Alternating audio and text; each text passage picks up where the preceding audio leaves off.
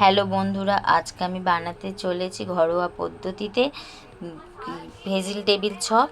খুব ভালো লাগবে, খেয়ে দেখবেন। আপনারাও বানাবেন, ঘরোয়া পদ্ধতিতেই হয়ে যাবে, খুব ভালো, ঘরের জিনিস দিয়ে হয়ে যাবে। আমি প্রথমে বিটটাকে ছাড়িয়ে নিলাম ভালো করে ধুয়ে, তারপর আমি গাজরটাকেও ভালো করে ধুয়ে ছাড়িয়ে নিলাম। তারপর আমি বিটটাকে গ্রেট করলাম ভালো করে। আপনারাও বানান, খুব সুন্দর লাগবে বন্ধুরা। আমার আগের ভিডিওগুলো কেমন লেগেছে আপনাদের? ভালো লেগেছে? যদি ভালো লাগে লাইক ও সাবস্ক্রাইব দেবেন। তারপর আমি গাজরটাকে গ্রেট করলাম, গ্রেট করে আলুটাকে আমি ভালো করে সেদ্ধ করে রেখে দিয়েছিলাম, দিয়ে আমি ওটাকে ছাড়িয়ে রাখলাম।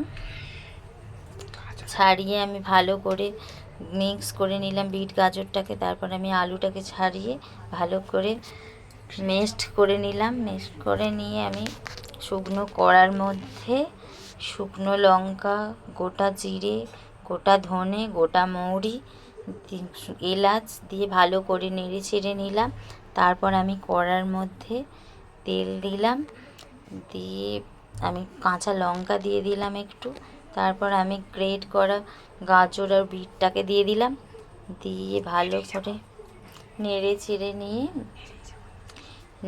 চেড়ে নিয়ে আমি ওইটাকে নুন, হলুদ, একটু আদা কুচি দিয়ে আমি ভালো করে নেড়ে চেড়ে নিয়ে আমি রেখে দিলাম ঢেলে। তারপর আমি একটু বাদামটা শক্ত রাখার জন্য আগে থাকতে দিয়ে দিলে তো নরম হয়ে যেত, তাই আমি একটু পরে তেল দিয়ে আমি বাদামটাকে নেড়ে ছেড়ে আমি ওর মধ্যে আবার সবজিটাকে দিয়ে দিলাম, দিয়ে ভালো করে নেড়ে ছেড়ে আমি কড়াতে ভালো করে ময়দার মধ্যে মাখিয়ে ওটাকে শেপ করলাম, দিয়ে ময়দার মধ্যে মাখিয়ে ময়দার গোলা জলের মধ্যে একটু দিয়ে তারপরে বিস্কুটের গুঁড়ো দিয়ে আমি সাদা তেল দিয়ে ভালো করে ভেজেছি, দিয়ে খুব সুন্দর লাগবে। আপনারাও বানিয়ে দেখুন, ঘরোয়া পদ্ধতিতে খুব ভালো লাগবে।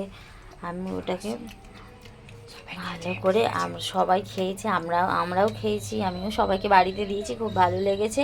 আপনারাও বানান, বাড়ির লোকেদের খাওয়ান, খুব সুন্দর লাগবে বন্ধুরা।